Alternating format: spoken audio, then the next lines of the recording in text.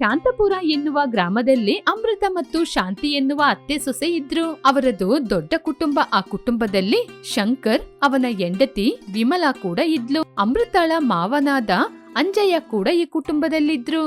ಇಬ್ಬರು ಸೊಸೆಯಂದಿರು ಅನ್ಯೋನ್ಯವಾಗಿ ಅಕ್ಕ ತಂಗಿಯರ ಹಾಗೆ ಮನೆಯಲ್ಲಿ ಎಲ್ಲಾ ಕೆಲಸವನ್ನು ಜೊತೆಗೂಡಿ ಮಾಡ್ತಾ ಇದ್ರು.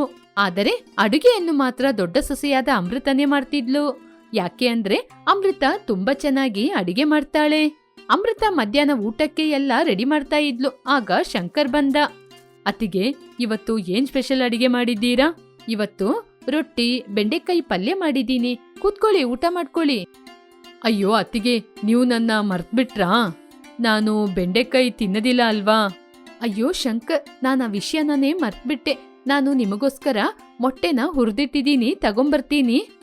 ಅತ್ತಿಗೆ, ಪುನಃ ಕೂಡ ನೀವು ನನ್ನ ಮರ್ತೇ ಬಿಟ್ಟಿದ್ದೀರಾ. ಇವತ್ ನಾನು ಮೊಟ್ಟೆ ತಿನ್ನಲ್ಲ ಅಲ್ವಾ? ಅಯ್ಯೋ ಹೌದಲ್ವಾ? ಸರಿ ಸರಿ, ಹಾಗಾದ್ರೆ ನಾನು ಬೇರೆ ಏನಾದ್ರೂ ಅಡಿಗೆ ಮಾಡ್ಲಾ? ಅಯ್ಯೋ ಅತ್ತಿಗೆ, ಪರವಾಗಿಲ್ಲ, ಇವತ್ತೊಂದು ದಿನ ಹೋಟೆಲಲ್ಲಿ ಊಟ ಮಾಡ್ತೀನಿ. ಹಾಗೆ ಹೇಳಿ ಅಲ್ಲಿಂದ ಹೊರಟೋದ. ಹೀಗೆ ಅಡಿಗೆ ಎಲ್ಲ ಸಿದ್ಧ ಆದ ತಕ್ಷಣ ಎಲ್ಲರನ್ನೂ ಊಟಕ್ಕೆ ಕರೆದ್ಲು. ಎಲ್ಲರೂ ಬಂದು ಡೈನಿಂಗ್ ಟೇಬಲ್ ಅಲ್ಲಿ ಕೂತ್ಕೊಂಡ್ರು. ಆದರೆ ಅವರವರಿಗೆ ಇಷ್ಟವಾದ ಅಡಿಗೆ ಮಾಡಿಲ್ಲ ಅಂತ ಎಲ್ಲರೂ ಅರ್ಧ ಹೊಟ್ಟೆಯಲ್ಲಿ ಎದ್ದೋದ್ರು. ಹೀಗೆ ಊಟ ಸಾಕು ಅಂತ ವಿಮಲಾ ಅಲ್ಲಿಂದ ಎದ್ದೋದ್ಲು. ಅರೆ ಏನಿದು, ನಾನು ತುಂಬಾ ದಿನಗಳಿಂದ ಗಮನಿಸ್ತಾ ಇದ್ದೀನಿ. ಎಲ್ಲರೂ ಊಟ ಮಾಡಿ ಅದು ಇಷ್ಟ ಆಗಿಲ್ಲ, ಇದು ಇಷ್ಟ ಆಗಿಲ್ಲ ಅಂತ ಹೇಳ್ತಾನೆ ಇದ್ದಾರೆ. ಎಲ್ರಿಗೂ ಇಷ್ಟ ಆದಂಗೆ ಅಡಿಗೆ ಮಾಡೋದು ತುಂಬಾ ಕಷ್ಟ. ಇದಕ್ಕೆ ಏನಾದ್ರೂ ಒಂದು ಸೊಲ್ಯೂಷನ್ ಮಾಡ್ಲೇಬೇಕು. ಹಾಗೆ ಹೇಳಿ ಅಮೃತ ಮೊಬೈಲಲ್ಲಿ ಯೂಟ್ಯೂಬ್ನ ನೋಡಲಾರಂಭಿಸಿದ್ಲು. ಹೀಗೆ ಅಮೃತ ಹಳೆ ಕಾಲದ ಅಡುಗೆಯನ್ನು ಪುಸ್ತಕದಲ್ಲಿ ಓದಿದ್ಲು. ಹೀಗೆ ಹಳೆ ಕಾಲದ ಪದ್ಧತಿಯಂಗೆ ಅಡುಗೆ ಮಸಾಲವನ್ನು ಅವಳೇ ಸ್ವತಃ ತಯಾರು ಮಾಡಿದ್ಲು. ಆನಂತರ ಆ ಮಸಾಲೆಯಲ್ಲಿ ಅಡುಗೆ ಮಾಡಿದ್ರೆ ಹೇಗಿರುತ್ತೆ ಅಂತ ಆ ರುಚಿ ನೋಡಲು ಅಡಿಗೆ ಮಾಡಿದ್ಲು. ಅಮೃತನೇ ಸ್ವತಃ ಮಾಡಿದಂತಹ ಮಸಾಲೆ ಹುಡಿ. ಅವಳೇ ಅದನ್ನು ರುಚಿ ನೋಡಿ ಆ ರುಚಿ ಎಲ್ಲರಿಗೂ ಇಷ್ಟ ಆಗುತ್ತೆ ಅಂತ ನಂಬಿದ್ಲು. ಮಧ್ಯಾಹ್ನದ ಭೋಜನಕ್ಕೆ ಎಲ್ಲರೂ ಬಂದು ಡೈನಿಂಗ್ ಟೇಬಲ್ ಅಲ್ಲಿ ಕೂತ್ಕೊಂಡ್ರು. ಅಕ್ಕ, ಏನಿದು ಇವತ್ತು ಬೇಗ ಅಡಿಗೆ ಮಾಡಿದೀರಾ? ಹೌದು ವಿಮಲಾ, ಇವತ್ತು ಎಲ್ರಿಗೂ ಬೇರೆ ಬೇರೆ ಅಡಿಗೆ ಏನು ಮಾಡ್ಲಿಲ್ಲ. ಎಲ್ರಿಗೂ ಒಂದೇ ಸಾರು ಮಾಡಿದೀನಿ. ಎಲ್ಲ ವೆಜಿಟೇಬಲ್ ಮಿಕ್ಸ್ ಮಾಡಿದೀನಿ. ಆ ಮಾತು ಕೇಳಿ ಅತ್ತೆ, ಏನಮ್ಮ ಹೇಳ್ತಾ ಇದೀಯಾ? ನನ್ಗೆ ಬದ್ನೆಕಾಯಿ ಅಂದ್ರೆ ಇಷ್ಟನೇ ಇಲ್ಲ. ಅದ್ನ ಕೂಡ ಈ ಸಾರಲ್ಲಿ ಮಿಕ್ಸ್ ಮಾಡಿದೀಯಾ? ಏನಮ್ಮ ಹೇಳ್ತಾ ಇದೀಯಾ? ನನಗೂ ತೊಂಡೆಕಾಯಿ ಅಂದ್ರೆ ಇಷ್ಟ ಇಲ್ಲ, ಅದ್ನೂ ಹಾಕಿದೀಯಾ? ಹಾಗೇನೆ ನನ್ಗೆ ಕ್ಯಾರೆಟ್ ಕೂಡ ಇಷ್ಟ ಆಗಲ್ಲ, ಅದ್ನೂ ಹಾಕಿದೀಯಾ? ಹೌದಕ್ಕ, ನನ್ಗೆ ಬೀಟ್ರೂಟ್ ಅಂದ್ರೆ ಇಷ್ಟ ಆಗಲ್ಲ, ನೀವು ಅದ್ನೂ ಹಾಕಿದೀರಾ?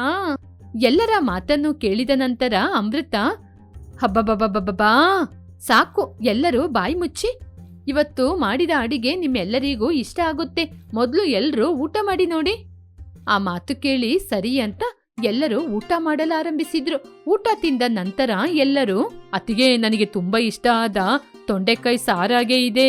ಅಮ್ಮ ಅಮೃತ, ಇದು ನನಗೆ ತುಂಬಾ ಇಷ್ಟವಾದ ಟೊಮೆಟೊ ಗೊಜ್ಜಿ ರೀತಿನೇ ಇದೆ. ಹೌದಮ್ಮ ಅಮೃತ, ಇದು ನನಗೆ ತುಂಬಾ ಇಷ್ಟವಾದ ಮೀನ್ ಸಾರು ರೀತಿ ಇದೆ. ಹೌದೌದು, ನನಗೆ ತುಂಬಾ ಇಷ್ಟವಾದ ಕ್ಯಾಬೇಜ್ ಪಲ್ಯ ರೀತಿನೇ ಇದೆ. ಹೌದಕ್ಕ, ನನಗೆ ಇಷ್ಟವಾದ ಕ್ಯಾರೆಟ್ ಸಾರು ರೀತಿಯೇ ಇದೆ. ಅಕ್ಕ, ಇದು ಹೇಗೆ ಸಾಧ್ಯ? ಎಲ್ಲರಿಗೂ ಇಷ್ಟವಾಗುವ ಒಂದೇ ಸಾರು ಅಂದ್ರೆ ಹೇಗಕ್ಕ ಸಾಧ್ಯ? ಹೌದಮ್ಮ, ನಾನೀ ಸಾರಿಗೆ ನಾನೇ ಸ್ವತಃ ಮಾಡಿದಂತಹ ಮ್ಯಾಜಿಕ್ ಮಸಾಲ ಹಾಕಿದೀನಿ. ಈ ಸಾರಲ್ಲಿ ಅಡುಗೆ ಮಾಡಿದ್ರೆ ಅವ್ರವ್ರಿಗೆ ಇಷ್ಟವಾದ ಸಾರು ಹಾಗೇನೆ ಇರುತ್ತೆ. ಅದಕ್ಕೆ ಇದು ಮ್ಯಾಜಿಕ್ ಮಸಾಲ.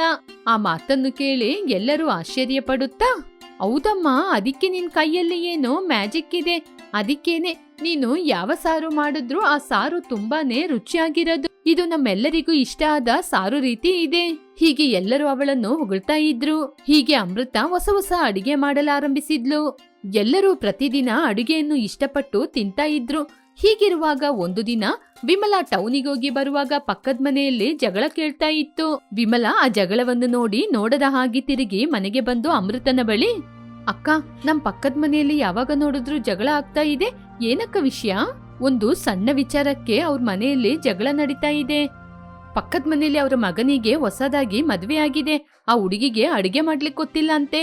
ಪ್ರತಿದಿನ ಊಟನ ಹೋಟೆಲಿಂದನೇ ತರದಂತೆ. ಅದಕ್ಕೆ ಅವಳ ಗಂಡ ನಾನು ಮಾಡುವ ಸಂಪಾದನೆ ಎಲ್ಲ ಹೋಟೆಲಿಗೆ ಹೋಗ್ತಾ ಇದೆ ಅಂತ ಜೋರ್ ಜಗಳ.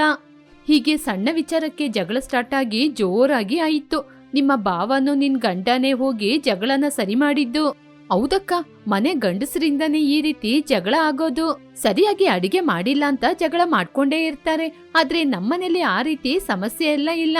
ಯಾಕೆ ಅಂದ್ರೆ ನನ್ನ ಅಕ್ಕ ನೀವು ಚೆನ್ನಾಗಿ ಅಡಿಗೆ ಮಾಡ್ತೀರಲ್ವಾ, ಆ ಶಾಂತಿಗೂ ಕೂಡ ನಿಮ್ಮ ಮ್ಯಾಜಿಕ್ ಮಸಾಲ ಕೊಟ್ಟು ಸ್ವಲ್ಪ ಸಮಾಧಾನ ಮಾಡಿ ಅಕ್ಕ. ಹೌದು ವಿಮಲಾ, ಒಳ್ಳೆ ಐಡಿಯಾ ಕೊಟ್ಟಿದೀಯ, ನಾನು ಹೋಗಿ ಮಸಾಲೆ ಹುಡಿನ ಕೊಟ್ಟು ಬರ್ತೀನಿ. ಹಾಗೆ ಹೇಳಿ ಅಮೃತ ಸ್ವಲ್ಪ ಸಮಯ ಕಳೆದ ನಂತರ ಶಾಂತಿ ಮನೆಗೆ ಹೋಗಿ ಮಸಾಲೆ ಹುಡಿನ ಕೊಟ್ಟು ಬಂದ್ಲು. ಶಾಂತಿ ಆ ಮ್ಯಾಜಿಕ್ ಮಸಾಲ ಹಾಕಿ ಅಡುಗೆ ಮಾಡಿ ಊಟಕ್ಕೆ ಬನ್ನಿ ಅಂತ ತನ್ನ ಗಂಡನನ್ನು ಕರೆಯಲು ಹೋದ್ಲು. ರೀ, ಅಡಿಗೆ ಎಲ್ಲ ಮಾಡಿ ಆಯ್ತು, ಬಂದು ಊಟ ಮಾಡಿ. ನೀನು ಮಾಡುವ ಅಡಿಗೆನ ಯಾರು ತಿಂತಾರೆ? ನನಗೆ ಈ ಅಡಿಗೆ ಬೇಡ, ಹೋಟೆಲಲ್ಲಿ ಆರ್ಡರ್ ಮಾಡಿದ್ದೀನಿ. ರೀ, ಮೊದಲು ಆರ್ಡರ್ನ ಕ್ಯಾನ್ಸಲ್ ಮಾಡ್ರಿ, ಇವತ್ತೊಂದಿನ ಊಟ ಮಾಡಿ ನೋಡಿ, ಆಮೇಲೆ ಹೇಳಿ. ಹೀಗೆ ವೆಂಕಟ್ ಆರ್ಡರ್ ಮಾಡಿದ ಫುಡ್ ಅನ್ನು ಕ್ಯಾನ್ಸಲ್ ಮಾಡಿ ಆನಂತರ ಶಾಂತಿ ಮಾಡಿದ ಅಡಿಗೆಯನ್ನು ಊಟ ಮಾಡ್ದ. ಹೀಗೆ ಊಟ ಮಾಡಿದ ನಂತರ ವೆಂಕಟ್, ಶಾಂತಿ ಇವತ್ತು ನಿಜವಾಗ್ಲೂ ಅಡಿಗೆ ತುಂಬಾ ಸೂಪರ್ ಆಗಿದೆ. ಯಾಕೆ ಶಾಂತಿ, ನೀನು ಇಷ್ಟು ದಿನ ಈ ರೀತಿ ಚೆನ್ನಾಗಿ ಅಡಿಗೆ ಮಾಡ್ಲೇ ಇಲ್ಲ? ನೀನು ಪ್ರತಿದಿನ ಈ ರೀತಿ ಅಡಿಗೆ ಮಾಡಿದ್ರೆ ನಮ್ಮೊಳಗೆ ಜಗಳನೇ ಬರದಿಲ್ಲ ಅಲ್ವಾ? ಇನ್ ಮುಂದೆ ನಮ್ಮಿಬ್ಬರಿಗೂ ಜಗಳ ಬರದಿಲ್ಲ ರೀ. ಯಾಕೆ ಅಂದ್ರೆ ಇನ್ ಮುಂದೆ ನೋಡಿ ನಾನ್ ನಿಮ್ಗೆ ಹೇಗೆ ಅಡಿಗೆ ಮಾಡಿ ಕೊಡ್ತೀನಿ ಅಂತ. ಹಾಗೆ ಹೇಳಿ ಶಾಂತಿ ಊಟ ಮುಗಿದ ನಂತರ ಅಮೃತನ ಮನೆಗೆ ಹೋಗಿ ಅಮೃತನ ಜೊತೆ ಮಾತನಾಡ್ಕೊಂಡು, ಅಕ್ಕ, ನೀವು ಕೊಟ್ಟ ಮಸಾಲೆ ಹುಡಿಯಲ್ಲಿ ಇವತ್ತು ಅಡಿಗೆ ಮಾಡ್ದೆ. ನನ್ ಗಂಡ ಏನು ಮಾತನಾಡದೆ ಊಟ ಮಾಡಿದ್ರು. ದಯವಿಟ್ಟು ಸ್ವಲ್ಪ ಮಸಾಲೆ ಹುಡಿನ ಕೊಡ್ತೀರಕ್ಕ? ಹೀಗೆ ಅಮೃತ ಏನೋ ಹೇಳಲು ಮುಂದೆ ಬಂದಾಗ ಅಲ್ಲಿ ವಿಮಲಾ ಬಂದು, ಶಾಂತಿ, ನೀನು ತಪ್ಪು ತಿಳ್ಕೊಬೇಡ. ನಮ್ಮ ಅಕ್ಕ ತುಂಬಾ ಕಷ್ಟಪಟ್ಟು ಆ ಮಸಾಲೆನೇ ಮಾಡಿದ್ದಾರೆ. ಅದು ಮಾರಾಟ ಮಾಡ್ಲಿಕ್ಕೆ ಮಾಡಿರೋದು. ನಿನಗೆ ಬೇಕು ಅಂದ್ರೆ ದುಡ್ಡು ಕೊಟ್ಟು ತಗೋ. ನಿಮ್ ಮನೆಯಲ್ಲಿ ಜಗಳ ಆಗ್ತಿದೆ ಅಂತ ನಿನ್ನ ನೋಡಿ ಬೇಜಾರಾಗಿ ಫ್ರೀಯಾಗಿ ಆ ಮಸಾಲೆ ಹುಡಿನ ಕೊಟ್ಟಿದ್ದು. ಆ ಮಾತು ಕೇಳಿದ ನಂತರ ಶಾಂತಿ, ಹೌದಾ ಅಕ್ಕ, ಸರಿ, ಆ ಮಸಾಲೆ ಹುಡಿಗೆ ಎಷ್ಟಾದ್ರೂ ಪರವಾಗಿಲ್ಲ, ನನಗೆ 3 ಪ್ಯಾಕೆಟ್ ಕೊಡಿ. 3 ಪ್ಯಾಕೆಟಿಗೆ 100 ರೂಪಾಯಿ. ಹೌದಾ ಅಕ್ಕ, ತುಂಬಾ ಕಡಿಮೆ ಬೆಲೆಗೇನೆ ಕೊಡ್ತಾ ಇದ್ದೀರಾ. ನನಗೆ ಒಂದು ದಿನಕ್ಕೆ ಹೋಟೆಲಲ್ಲಿ ಊಟ ತಗೊಂಡ್ರೆ 500 ರೂಪಾಯಿ ಆಗುತ್ತೆ. ಆದ್ರೆ 100 ರೂಪಾಯಿ ಅಂದ್ರೆ ತುಂಬಾ ಕಡಿಮೆ ಬೆಲೆನೇ. ಹೌದಾ, ಹಣ ಕೊಟ್ಬಿಟ್ಟೋಗು, ನಾನು ಮನೆಗೆ ತಗೊಂಬಂದ್ ಕೊಡ್ತೀನಿ. ಹಾಗೆ ಹೇಳಿದಾಗ ಶಾಂತಿ ಹಣವನ್ನು ಕೊಟ್ಟು ಅಲ್ಲಿಂದ ಹೊರಟೋದ್ಲು. ಯಾಕೆ ವಿಮಲಾ ಹಾಗೆ ಹೇಳ್ದೆ? ನಾವೀಗೆ ಮಸಾಲೆ ಹುಡಿ ಮಾರಾಟ ಮಾಡೋದ್ ತಪ್ಪು ತಾನೆ? ಏನಕ್ಕ ಹಾಗೆ ಹೇಳ್ತಿದ್ದೀರಾ? ಯಾಕೆ ತಪ್ಪಾಗುತ್ತೆ? ಏನಮ್ಮ ಹೇಳ್ತಾ ಇದ್ದೀಯಾ? ನಾವೀಗೆ ಮಾಡೋದು ತಪ್ಪಲ್ವಾ? ಯಾಕಕ್ಕ ತಪ್ಪಾಗುತ್ತೆ? ಹಾಗೆಲ್ಲ ಏನೂ ಆಗಲ್ಲ. ನೀವು ಬೇಕಾದ್ರೆ ನೋಡ್ತಾ ಇರಿ. 100 ರೂಪಾಯಲ್ಲಿ ಆರಂಭಿಸಿದ ಈ ವ್ಯಾಪಾರ ಲಕ್ಷಗಟ್ಲೆ, ಕೋಟಿಗಟ್ಲೆ ಕೂಡ ಬರುತ್ತೆ ನೋಡಿ. ಮೊದ್ಲು ಮಸಾಲೆನ ರೆಡಿ ಮಾಡಿ ನನಗ್ ಕೊಡಿ, ನಾನು ಶಾಂತಿಗೆ ಕೊಟ್ಟು ಬರ್ತೀನಿ. ಹೀಗೆ ಅಮೃತ ಮಸಾಲೆ ಹುಡಿನ ರೆಡಿ ಮಾಡಿದ್ಲು. ವಿಮಲಾ ಶಾಂತಿಗೆ 3 ಪ್ಯಾಕೆಟ್ ಮಸಾಲೆ ಹುಡಿನ ತಗೊಂಡೋಗಿ ಕೊಟ್ಲು. ಶಾಂತಿ ತುಂಬಾನೇ ಸಂತೋಷ ಪಟ್ಲು. ಹೀಗೆ ಸ್ವಲ್ಪ ದಿನದಲ್ಲಿ ಶಾಂತಿ ಮನೆಯಲ್ಲಿ ಯಾವ ಜಗಳ ಕೂಡ ಬರ್ಲಿಲ್ಲ. ಇದನ್ನು ನೋಡಿದ ಅಕ್ಕಪಕ್ಕದ ಜನರು, ಏನಮ್ಮ ಇವಾಗ ನಿನ್ ಮನೆಯಲ್ಲಿ ಜಗಳನೇ ಕೇಳದಿಲ್ಲ? ಹಾಗೆ ಕೇಳಿದಾಗ ಶಾಂತಿ ನಡೆದ ವಿಚಾರದ ಬಗ್ಗೆ ಹೇಳಿದ್ಲು. ಆಗ ಅಲ್ಲೇ ನಿಂತಿದ್ದ ಕಾಂತಮ್ಮ ಹೀಗೆ ಹೇಳಿದ್ಲು, ನನಗೂ ಕೂಡ ಆ ಮಸಾಲೆ ಹುಡಿ ಬೇಕು. ನಾನು ಹೋಗಿ ಅಮೃತನ್ ಜೊತೆಯಿಂದ ತಗೊಳ್ತೀನಿ. ಮನೆ ಮಸಾಲೆ ಚೆನ್ನಾಗಿಲ್ಲ ಅಂತ ನಮ್ಮನೆಯಲ್ಲಿ ಊಟನೇ ಮಾಡೋದಿಲ್ಲ. ಹಾಗೆ ಹೇಳಿ ಕಾಂತಮ್ಮ ಅಮೃತನ ಬಳಿ ಹೋಗಿ ಮಸಾಲೆ ಹುಡಿನ ತಗೊಂಡು ಮನೆಗೆ ಹೋದ್ರು. ಹೀಗೆ ಊರಿನ ಜನರಿಗೂ ಕೂಡ ಆ ಮಸಾಲೆ ಹುಡಿಯ ವಿಷಯ ಎಲ್ಲರಿಗೂ ಗೊತ್ತಾಗಿ ಮನೆಗೆ ಬಂದು ತಗೊಂಡೋಗ್ತಾ ಇದ್ರು. ಇದನ್ನು ನೋಡಿದ ಅತ್ತೆ, ಮನೆಯಲ್ಲಿ ಏನ್ ನಡೀತಾ ಇದೆ? ಊರಿನ ಜನರೆಲ್ಲ ನಮ್ಮನೆಗೆ ಯಾಕೆ ಬಂದೋಗ್ತಿದ್ದಾರೆ? ಆಗ ಅಮೃತ ನಡೆದ ವಿಚಾರದ ಬಗ್ಗೆ ಹೇಳಿದ್ಲು. ಅದನ್ನು ಕೇಳಿದ ಅವಳ ಅತ್ತೆ, ಓಹೋ, ಅಕ್ಕ ತಂಗಿ ಇಬ್ರು ಸೇರ್ಕೊಂಡು ಮನೆಯಲ್ಲೇ ಕೂತ್ಕೊಂಡು ಮಸಾಲೆ ವ್ಯಾಪಾರ ಮಾಡ್ತಾ ಇದ್ದೀರಾ? ಹೌದು, ಮಸಾಲೆ ವ್ಯಾಪಾರ ಮಾಡಿ ಇಷ್ಟು ದಿನ ಎಷ್ಟು ಸಂಪಾದನೆ ಮಾಡಿದೀರಾ? ಅತ್ತೆ, 1 ವಾರದಲ್ಲಿ 17,000 ಸಂಪಾದನೆ ಮಾಡಿದೀವಿ. ಹೌದಾ, ಪರವಾಗಿಲ್ವೇ? 1 ವಾರದಲ್ಲಿ 17,000 ಸಂಪಾದನೆ ಮಾಡಿದೀರಾ ಅಂದ್ರೆ ದೊಡ್ಡ ವಿಷಯ ತಾನೇ. ಈ ಮಸಾಲೆ ಹುಡಿ ತುಂಬಾ ಚೆನ್ನಾಗಿ ಕೆಲಸ ಮಾಡ್ತಿದೆ. ಅತ್ತೆ, ಇದೆಲ್ಲನೂ ವಿಮಲನಿಂದನೇ. ಅವಳು ಕೊಟ್ಟ ಐಡಿಯಾನೇ ವರ್ಕೌಟ್ ಆಗಿದ್ದು. ಹೀಗೆ ಅತ್ತೆ ವಿಮಲನ ಕೂಡ ಕೊಂಡಾಡಿದ್ರು. ಹೀಗೆ ಈ ಮಸಾಲೆ ವ್ಯಾಪಾರ 3 ಹೂವು 6 ಕಾಯಿಯಂಗೆ ಬೆಳೆಯಿತು. ಆಗ ಅಮೃತ ವಿಮಲನ ನೋಡಿ, ವಿಮಲಾ, ನಾನು ಹೀಗೆ ಮಸಾಲೆ ಹುಡಿನ ಮಾಡ್ತಾ ಇದ್ದೀನಲ್ವಾ, ಹೇಗೆ ಮಾಡ್ತಾ ಇದ್ದೀನಿ ಅಂತ ನಿನಗೆ ಒಂಚೂರಾದ್ರೂ ತಿಳ್ಕೋಬೇಕು ಅಂತ ಕುತೂಹಲ ಏನೂ ಇಲ್ವಾ? ಯಾಕೆ ನನ್ ಜೊತೆ ವಿಷಯನ ಕೇಳ್ಕೊಳ್ಳಿಲ್ಲ? ಅಕ್ಕ, ನನಗೆ ಈ ವಿಷಯದ ಬಗ್ಗೆ ತಿಳ್ಕೋಬೇಕು ಅಂತ ಆಸಕ್ತಿ ಇಲ್ಲಕ್ಕ. ಯಾಕೆ ಅಂದ್ರೆ ಈ ವಿಷಯ ನನಗ್ ಗೊತ್ತಾದ್ರೆ ನಾನು ನಮ್ಮ ಅಮ್ಮನ ಜೊತೆ ಹೇಳ್ಬೋದು. ನಮ್ಮಮ್ಮ ಒಂದಲ್ಲ ಒಂದಿನ ಪಕ್ಕದ ಮನೆಯವರಿಗೆ ಹೇಳ್ಬೋದು, ಅವರು ಇನ್ನೊಬ್ಬರ ಜೊತೆ ಹೇಳ್ಬೋದು. ಈ ಸೀಕ್ರೆಟ್ ಎಲ್ಲ ಹೊರಗೆ ಬಂದ್ರೆ ಆಮೇಲೆ ನಮಗೆ ಇದು ವ್ಯಾಪಾರಕ್ಕೆ ಅಡ್ಡಿ ಆಗ್ಬೋದಲ್ವಾ? ಒಂದಲ್ಲ ಒಂದಿನ ನಾನು ಈ ವಿಚಾರವನ್ನು ಹೊರಗೆ ಹೇಳದಿದ್ರು ಹೇಗಾದ್ರೂ ನನ್ ಬಾಯಿಂದ ಈ ವಿಷಯ ಹೊರಗೆ ಬಂದ್ಬಿಡುತ್ತೆ. ಈ ಸೀಕ್ರೆಟ್ ನಿಮ್ಮೊಳಗೇನೆ ಇರ್ಲಿ. ಒಂದಲ್ಲ ಒಂದಿನ ನಿಮಗೆ ಆಗದಿಲ್ಲ ಅಂದಾಗ ಬೇಕಾದ್ರೆ ನನ್ ಜೊತೆ ಹೇಳಿ, ನಾನ್ ಕಲ್ತ್ಕೋತೀನಿ. ನೀನು ತುಂಬಾ ಬ್ರಿಲಿಯಂಟ್ ವಿಮಲಾ, ನೀನು ತುಂಬಾ ಚೆನ್ನಾಗಿ ಆಲೋಚನೆ ಮಾಡ್ತೀಯ. ಹೀಗೆ ಅಮೃತ ವಿಮಲಾನ ಕೊಂಡಾಡಿದ್ಲು. ಅಕ್ಕಪಕ್ಕದ ಜನರು ನೀವು ಮಸಾಲೆ ಹುಡಿನ ಹೇಗೆ ರೆಡಿ ಮಾಡ್ತೀರಾ ಅಂತ ಕೇಳಿದಾಗ ಅದೆಲ್ಲ ಸೀಕ್ರೆಟ್ ಹೇಳಕ್ಕಾಗಲ್ಲ ಅಂತ ಅಕ್ಕ ತಂಗಿಯರು ತಪ್ಪಿಸ್ಕೊತಿದ್ರು. ಈ ವಿಚಾರ ಆ ಊರಿಗೆ ಮಾತ್ರವಲ್ಲದೆ ಪಕ್ಕದ ಊರಿನ ಜನರಿಗೆ ಕೂಡ ತಿಳಿದು ಬಂತು. ಹೀಗೆ ಪಕ್ಕದೂರಿನಿಂದ ಕೂಡ ಮಸಾಲೆ ಹುಡಿನ ತಗೊಂಡೋಗ್ತಾ ಇದ್ರು. ಹೀಗೆ ಸ್ವಲ್ಪ ದಿನದಲ್ಲೇ ಮಸಾಲೆ ಹುಡಿ ಫೇಮಸ್ ಆಗಿ ಅವರು ತುಂಬಾ ಹಣವನ್ನು ಸಂಪಾದನೆ ಮಾಡಿ ಸಂತೋಷವಾಗಿ ಇದ್ರು.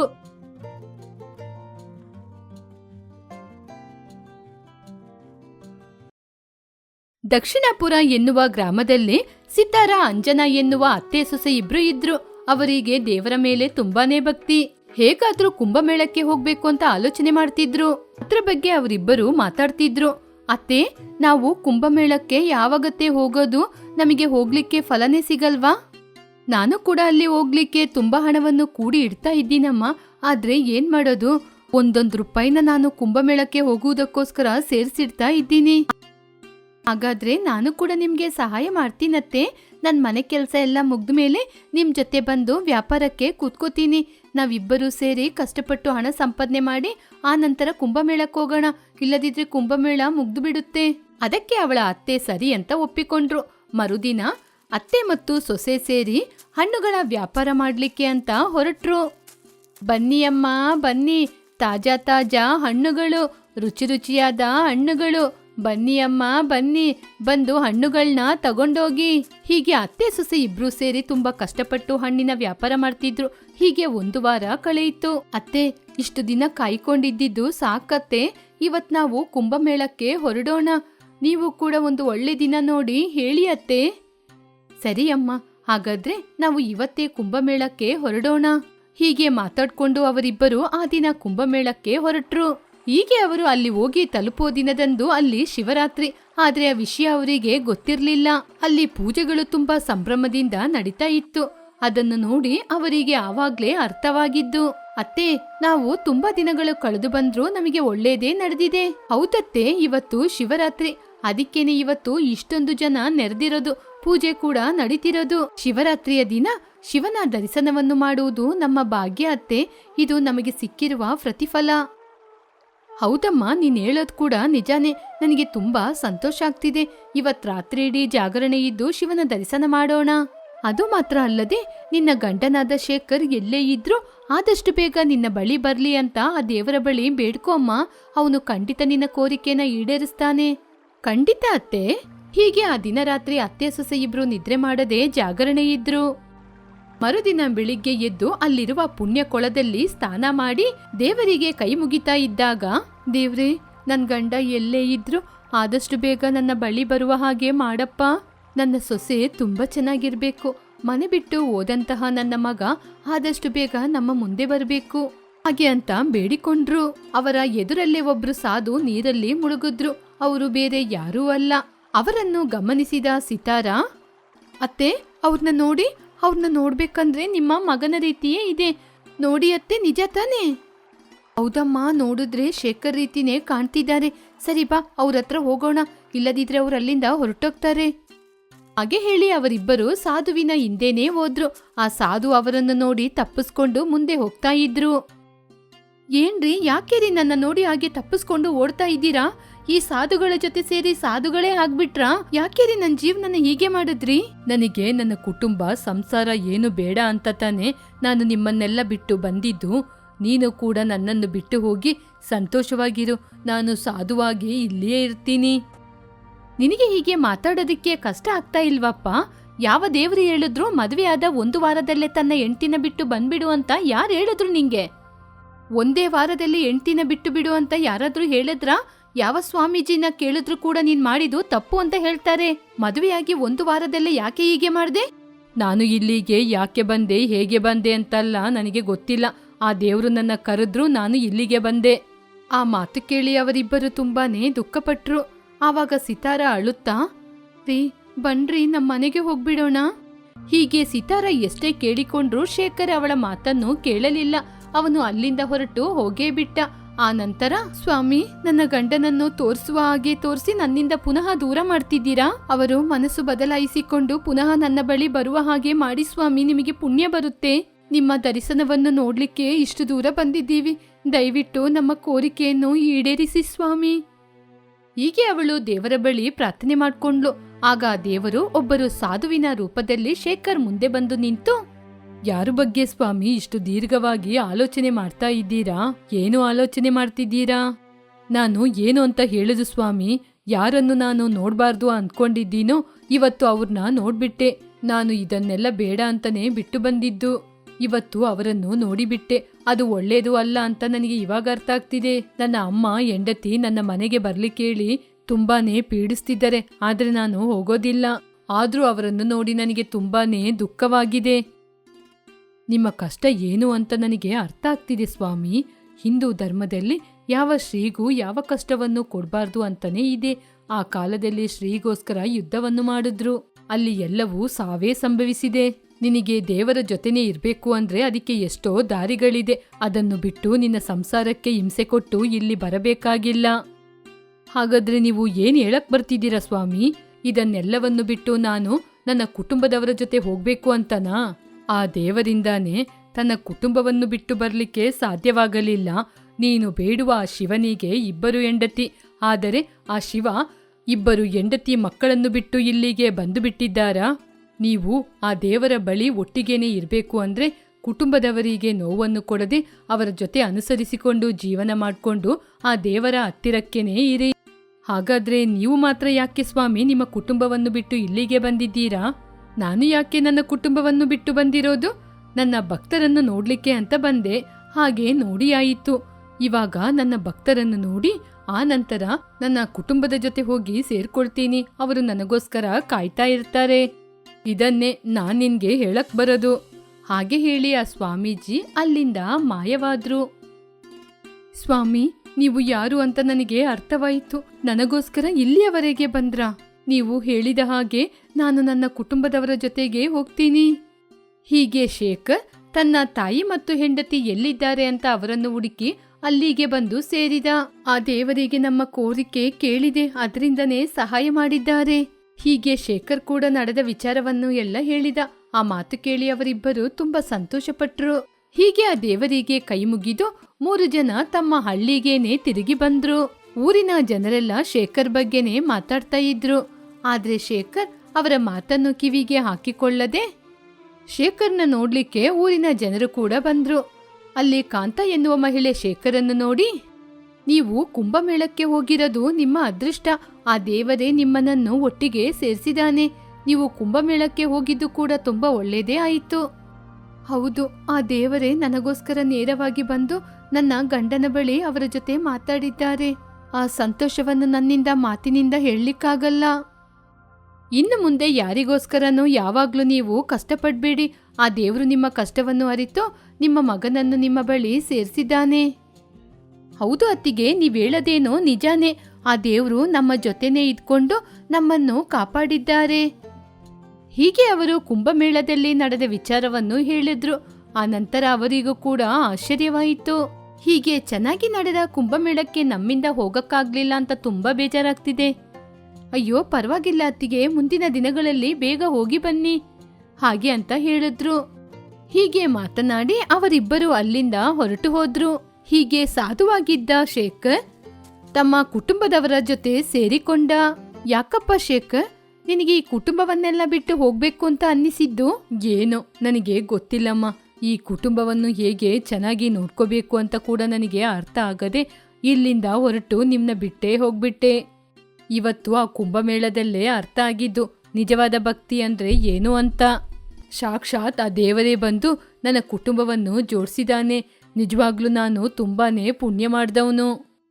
ಇದ್ರಲ್ಲಿ ನಾವು ಮಾಡಿದ ಪುಣ್ಯ ಏನೂ ಇಲ್ಲ ರೀ.